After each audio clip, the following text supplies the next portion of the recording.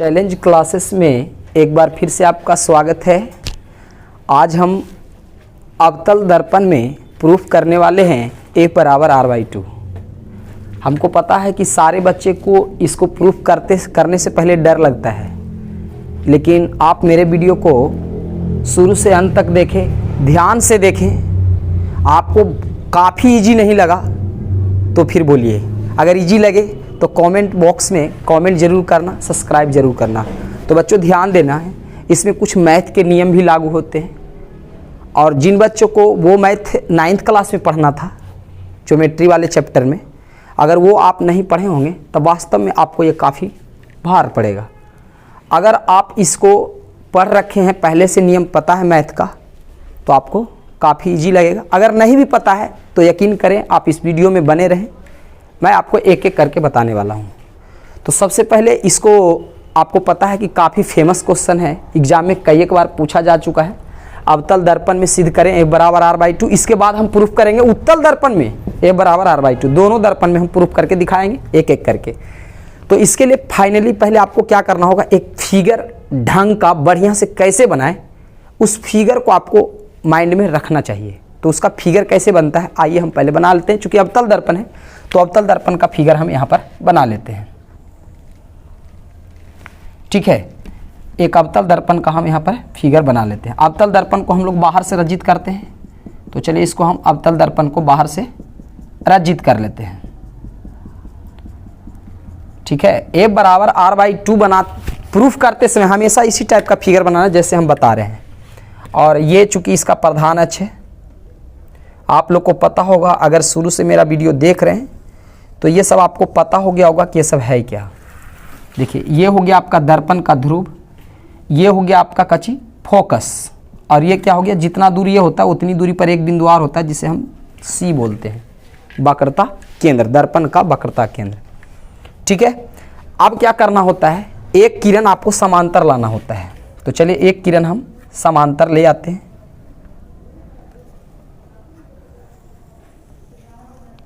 और सब बच्चों को पता होगा कि समांतर आने वाली किरणें C से नहीं F से जाती है, हमेशा F से जाती है।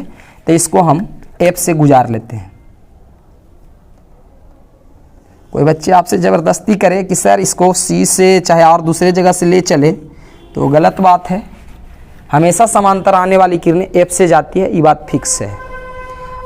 यही फिगर आपको बनाना है और कुछ नहीं करना है। बस अब एक छोटा सा काम करना है, एक अभिलंब डाल देना है।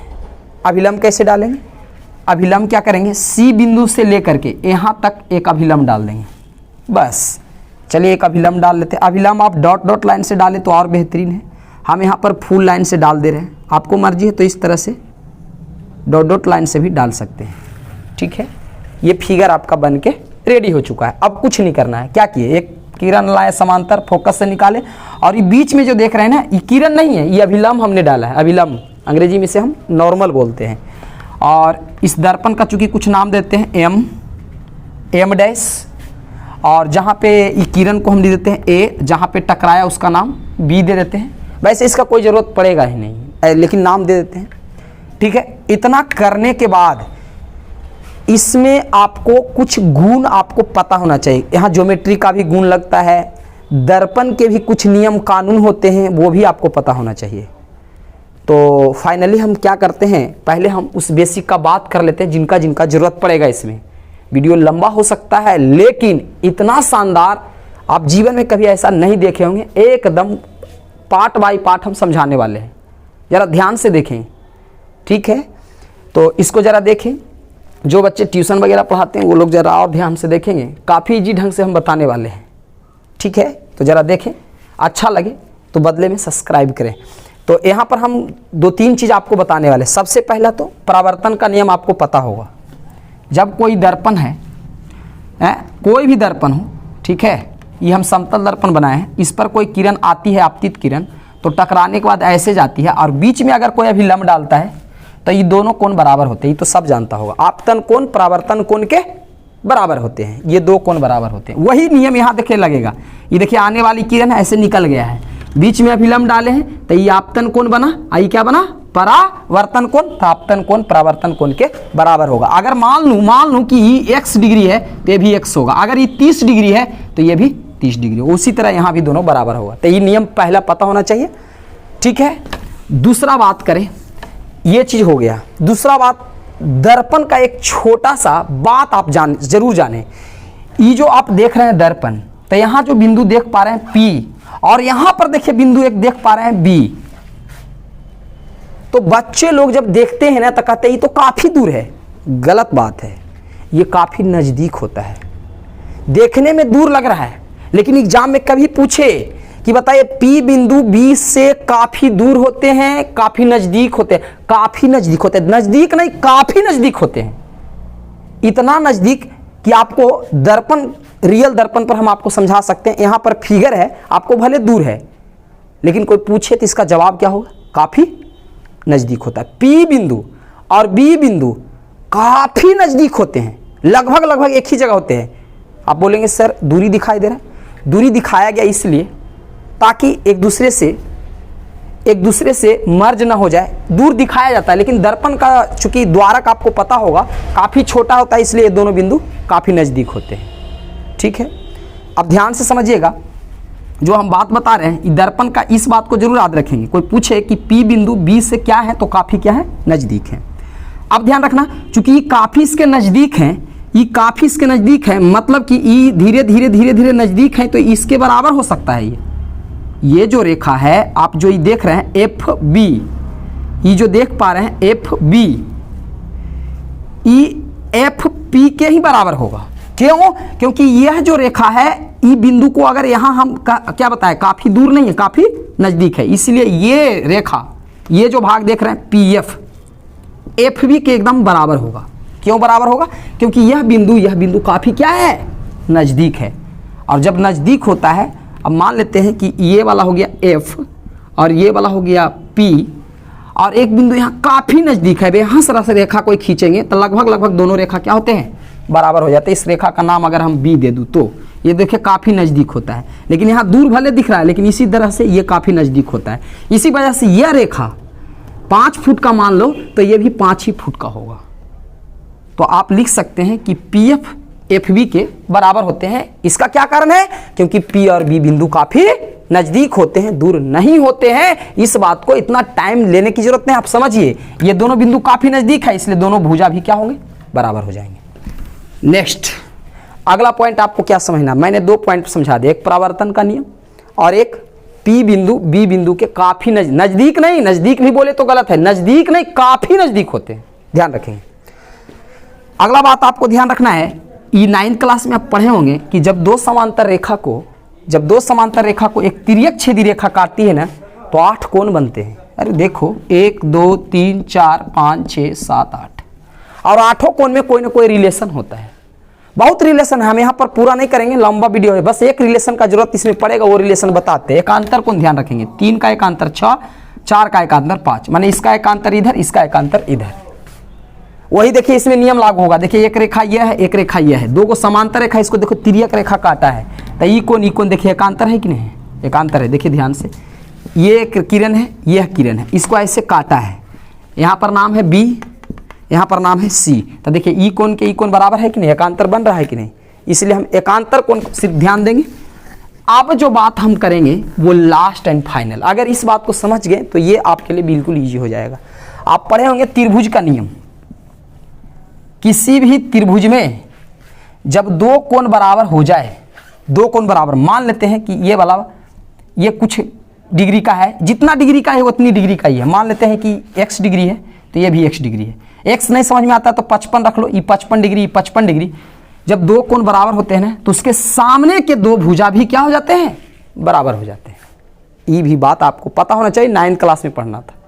कुछ गुरुजी बोलते हैं 9th क्लास का मैथ सबसे हार्ड होता है। अरे बहुत आसान होता है, उसका बेसिक जान जाइए थोड़ा सा। तो आइए अभी फिलहाल उस सब पर चर्चा नहीं करेंगे, मेरा क्लास वाला वीडियो रहेगा वो अपलोड करेंगे, उसमें मेरा कमेंट सब रहेगा। अभी फिलहाल हम इसको एक बार दिखाना चाहते हैं बच्चों को कि ईजी है या हार्ड है, जरा देखेंगे। तो हम क्या बात कर रहे थे कि जब त्रिभुज के 2 कोण बराबर होते हैं तो उसके 2 भुजा भी क्या हो जाते हैं? बराबर हो जाते हैं। अगर ई कोण और ई कोण दोनों बराबर हैं तो इसके ये भुजा, इसका नाम दे दूं ए बी सी, तो ए बी ए सी के बराबर हो जाएंगे। ए बी अगर 6 सेंटीमीटर होगा तो ए सी भी क्या हो जाएगा 6 सेंटीमीटर। कब होगा? जब दोनों कोण बराबर होगा, तब दोनों भुजा क्या हो जाएगा बराबर हो जाएगा। अगर आप इतना समझ गए तो आशा रखें आपको ये समझ में दिक्कत नहीं होगा। आइए अब इसको प्रूफ करते हैं जरा तेजी में। पहले इस चित्र को देखकर याद नहीं करना है, इस चित्र को देखकर आपको लिखने के लिए सीखना है। कैसे हम लिख रहे हैं देखिए, हमको क्या अक्ष से दिखाई दे रहा है, एम एम डैश एक अवतल दर्पण है जिसका ध्रुव P है, फोकस F है, वक्रता केंद्र C है। आने वाली किरण का नाम AB है और जाने वाली किरण का नाम देखिए ये है जो F से होकर जा रही है, और बीच में जो CB है वो अभिलंब है। बताए थे ना फिगर बनाते समय CB क्या है अभिलंब। इस बात पे यहाँ लिखना पड़ता है तो लिख देते हैं। यहाँ लिखेंगे माना एम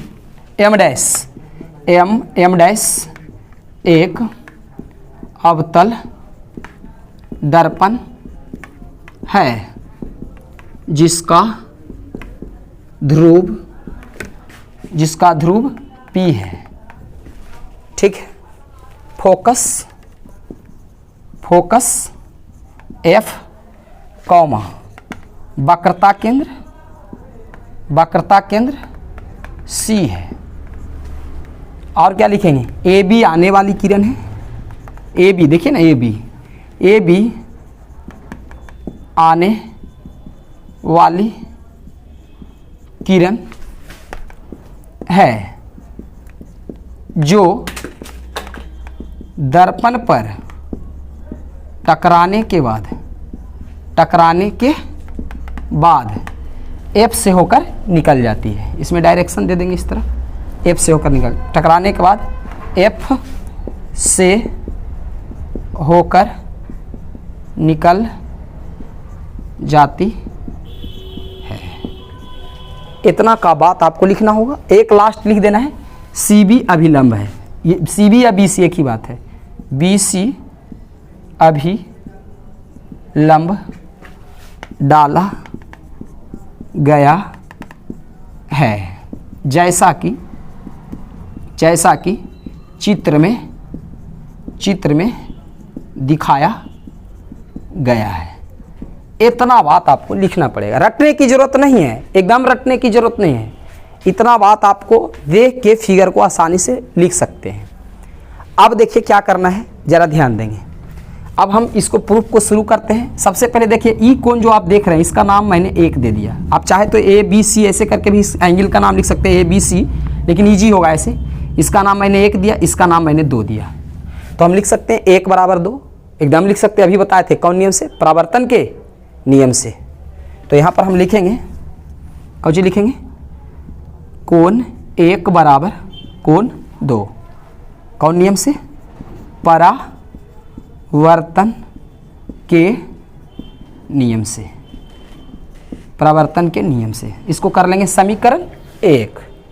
ठीक है ना, आपको पता है ना, यापतन कोण परावर्तन कोण आपस में क्या होते हैं, बराबर, अभी बताए हैं। अब क्या करेंगे, देखिए 1 2, इस कोण को हम कर लेते हैं 3। अब आप लोग बताइए, क्या 1 2 के तो बराबर है, क्या 1 3 के भी बराबर है। अभी बताए थे कि जब 2 समांतर रेखा को एक तिर्यक रेखा काटती, देखिए यहाँ लिखा हुआ है 1 और यहाँ लिखा हुआ है क्या 3 लिखा हुआ है ना, तो 1 3 के बराबर नहीं होगा एकांतर कोण, अभी बताए थे। तो यहाँ पर हम लिख सकते हैं कोण 1 बराबर कोण 3, कोण 1 बराबर कोण 3। किस नियम से भाई, तो एकांतर कोण से, एकांतर। इसको कर लेंगे समीकरण 2। आप लोग को पता है समीकरण, कुछ बच्चे कहते हैं ना समीकरण 1 और 2 से चलते, तो कहते हैं 1 से 1 गिन लो और 2 और 3 बच लो। गलत बात है, काटना नहीं होता। जिस समीकरण के LHS बराबर होते हैं उसके RHS भी क्या होते हैं, बराबर होते हैं। काटना भी होगा तो मने काटना, दिखा के मत काटना, नहीं तो गलत हो जाएगा। तो हम देखेंगे समीकरण 1 और 2 से, तो यहाँ लिखेंगे कि समीकरण 1 और 2 से, तो 1 और 2 से देख रहे हैं 1 1 कैंसिल, आपके अनुसार कि 1 1 कैंसिल हो गया, कोण 1 कैंसिल, तो बच गया कोण 2 और कोण 3, कोण 2 और कोण 3 आ गया, कोण 2 और 3। अब देखिए कहाँ कोण 2 और 3 है फिगर में, चलिए देखिए कोण 2 बराबर 3 कह रहा है, प्रूफ हमने कर लिया कि कोण दू कोण 3 के बराबर है।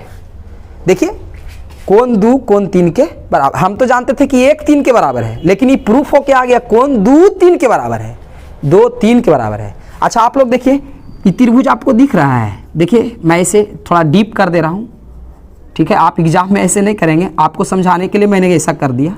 देखिए त्रिभुज दिख गया होगा, इस त्रिभुज में कोण दू कोण 3 के बराबर है। अब इस त्रिभुज को जरा हम बगल में बना ले आपको समझाने के लिए।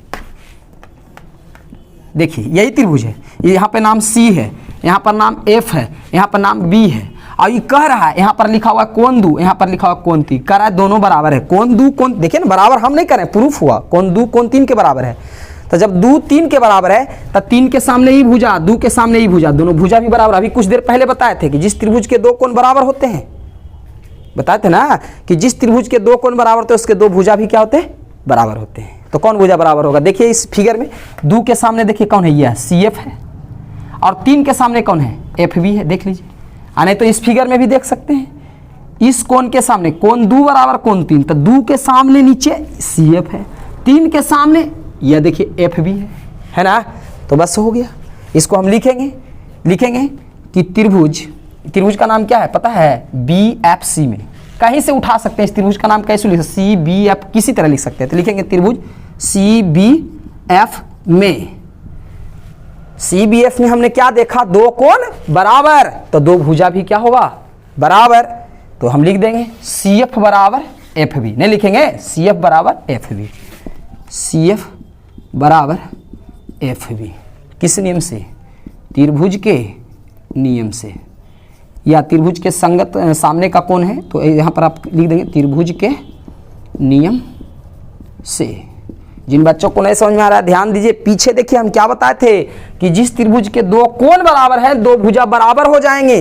तो ई कोण के सामने कौन है, FB, इस कोण के सामने कौन है, नीचे देखो CF, तो CF किसके बराबर हो गया, FB के, ठीक है। तो इस CF FB के बराबर हो गया। इसको कर लेना, देखिए 1 2 हो चुका था बच्चों ना, इसको कर लेना समीकरण 3, ठीक है।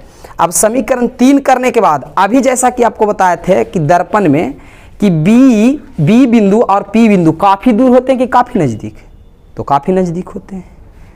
तो इसको हम ई बात को यहाँ लिखेंगे, क्यों, क्योंकि देखिए आपको याद आ जाएगा ऑटोमेटिक, जैसे ही देखेंगे FB कहाँ है भाई, तो FB यहाँ है, और इसका कोई ज़रूरत नहीं होता प्रूफ करते समय, मेरे समीकरण में आ जाए तो इसे जल्दी से हटाना चाहिए। तो इसके लिए क्या करेंगे, इसके बदले आप ई ले लेंगे बस। अरे इसके बदले ई, जब तक आपके समीकरण में FB रहेगा आपका समीकरण प्रूफ नहीं होगा, आपका हिसाब प्रूफ नहीं होगा। देखिए FB आपको दिख रहा है, FB देखिए मेरे समीकरण में आ गया है। अब FB को हटाना है तो क्या करेंगे, FB के बदले ई ले लेंगे, क्योंकि हम बताए थे ना बच्चों कि दोनों बिंदु क्या होते हैं, काफ़ी नज़दीक होते हैं, इसलिए ई और ई दोनों आपस में क्या होते हैं, बराबर होते हैं। लेकिन आप क्या करेंगे, यहाँ पर पहले लिख देंगे उस बात को याद दिला देंगे कि बी बिंदु P के काफ़ी नज़दीक होते हैं। तो यहाँ पर लिख देते हैं, क्या लिख देंगे कि B बिंदु है ना P के काफ़ी निकट या निकट होते हैं। इसलिए अब क्या लिखेंगे, इस CF उसी रहेगा। देखिए हम इधर लिखते हैं, ठीक है, CF तो उसी तरह रहेगा, CF बराबर ये जो FB है, FB ये वाला FB, देखिए बढ़िया सा हम नाम लिख देते हैं, यहाँ पर B है, यहाँ पर F है, ये जो FB है ना, FB के बदले हम क्या लिख देंगे, PF। क्यों, क्योंकि B बिंदु P के काफ़ी निकट होते हैं, इसके काफ़ी निकट है, तो ये इसके बदले आप ई ले लो, क्योंकि ई जब तक भुजा रहेगा आपका प्रूफ नहीं होगा, इसको हटा के ई ले लो। तो यहाँ पर हमने कर दिया PF, बस अब कुछ नहीं, 80% हो चुका है, 20% बच रहा है। अब बच्चों इसको कर लेना समीकरण कितना, ऐसा भी कर सकते हो, समीकरण नहीं करो हटा दो, समीकरण करोगे तुम लोग, आओ लीजिए हम समीकरण को हटा देंगे। अब क्या करना है, ध्यान से सुनिए, अब ये जो दोनों अलग अलग दिख रहा है, जैसे ही अलग अलग दिखे तो दोनों को जोड़ देना, दोनों को क्या करना, जोड़ देना है। तो जोड़ने के लिए रेखा पर आना चाहिए। देखिए आप जोड़ेंगे तो क्या होगा, दोनों को जोड़ देना, दोनों अलग अलग है, करा दोनों बराबर है, तो दोनों को क्या करना, आपको जोड़ना है, ध्यान रहे दोनों को जोड़ देना है, ठीक है। एक कहानी सुना देते हैं, आपको याद होगा। जब दो भाई आपस में झगड़ता है ना, जब दोनों को बंटवारा करने की बात आता है ना, तो कोई भी वहाँ जाता है तो पहले उसका बंटवारा नहीं करता है, प्रयास करता है कि उसे दोनों को जोड़ दें। ठीक है ना। यहाँ भी आपको जैसी देखेगा वो दोनों भाई अलग अलग है, एक ही साइड एक ही साइड है, तो आप क्या जाके कहेंगे ठीक है अलगे अलगे रहो? नहीं, गलत बात है। आप जाके बोलिए कि दोनों एक साथ हो जाइए। प्रयास करना है, रहे चाहे ना रहे, प्रयास करना है। तो मैं प्रयास कर रहा हूँ इसको दोनों को एक साथ करने का, तो देखिए करने का प्रयास करते हैं। सी एफ कहाँ है? सी एफ ये है। पी एफ कहाँ है? पी एफ देखिए ये है। अगर दोनों को जोड़ दूं, देखिए C F I P F, चित्र में आपको दिखना चाहिए, चित्र नहीं देखोगे नहीं समझ में आएगा। ठीक है। सी एफ और ये क्या है? पी एफ, दोनों को जोड़ना है। तो जब दोनों को जोड़ेंगे तब पी सी नहीं लिख देंगे, लिख देंगे सी एफ जोड़ पी एफ बराबर क्या हो जाएगा? P C. तो यहाँ पर हम लिख सकते हैं पी सी बराबर, दोनों को जोड़ देंगे C F plus P F. बात समझ में आया? कब पी सी क्यों आ गया? क्योंकि हम दोनों को क्या कर दिए? जोड़ दिए, सी एफ को पी एफ से जोड़ दिए। और जब जोड़ेंगे सी एफ पी एफ को, देखो सी एफ पी एफ को जोड़ेंगे तब पी सी नहीं हो जाएगा? सी एफ में जोड़ दिए पी एफ, तब दोनों जोड़ के पी सी नहीं लिख सकते हैं, पी सी के बराबर हो गया, बस खत्म। आप लोग नहीं जानते तो जानिए, यहां से लेकर के यहां तक को आर कहते हैं। पी से लेकर के सी तक के दूरी को हम वक्रता त्रिज्या, उसे आर वक्रता त्रिज्या कहते हैं। कहां से कहां तक? पी से लेकर सी तक, पी से सी तक को हम वक्रता त्रिज्या कहते हैं और इसे आर से सूचित करते हैं, पता है कि नहीं? और P से लेके F तक, यहां से लेके यहां तक को, P से लेके F तक, यहां से यहां तक को हम फोकस F कहते हैं। और चूंकि जितना दूरी होता है उतनी दूरी ये भी होता है, तो इसको भी आप F कह सकते हैं, क्योंकि दोनों दूरी क्या है? सेम है। तो आप PC को क्या कहेंगे? P से लेके C तक, P से लेके C तक को आप क्या बोलेंगे? वक्रता त्रिज्या R कहेंगे, तो इसको R लिखेंगे। और CF कहाँ है? CF देखिए ये है, इतना से इतना दूर इसको भी F कहेंगे, इतना दूर इसको भी F कहेंगे। दोनों को F क्यों कहेंगे? क्योंकि दोनों की दूरी क्या होती है? बराबर होती है। तो ये भी F, ये भी F। तो CF को भी लिख सकते हैं F, और PF को भी लिख सकते हैं F। देखिए CF को भी लिखेंगे F, CF और PF। ठीक है। इसको भी ई भी F है कहेंगे, यहां से लेके यहां तक की दूरी को फोकस दूरी कहते हैं, इसलिए इसको F से सूचित करते हैं। और चूंकि जितना दूरी होता है उतना ही दूरी ई होता है, तो बताइए ई एफ है तो ई भी एफ होगा, क्योंकि दोनों बराबर है दूरी। तो एफ इसको भी एफ इसको भी, इसलिए सी एफ को भी एफ लिखा, पी एफ को भी एफ। अब इसको क्या करेंगे? आर बराबर एफ एफ जोड़ेंगे तो क्या हो जाएगा? 2f हो जाएगा, हो गया। अब 2 को एने से मार के भगा दो ना, इधर से भगा दो, इधर गुना एने आएगा तो भागा, तो आर बराबर 2 हो गया। इधर आके इधर गुना, इधर भागाम हो गया, इधर एफ हो गया। इसी को हम स्टैंडर्ड फॉर्म में सजा के जरा लिख दें तो हो गया एफ बराबर r/2। कहानी खत्म। ठीक है। अगर ये भी वीडियो आपको थोड़ा हार्ड लगा हो, ध्यान रखेंगे इसको हम एक बार और प्रूफ करके वीडियो डालेंगे, ऐसा करके हम डालेंगे इतना मस्त एकदम, जिस बच्चों को कुछ भी नहीं पता हो वो भी इसको प्रूफ कर सकते हैं। ध्यान रखना 2023 में आएगा। जब तक के लिए नमस्कार, जय हिंद।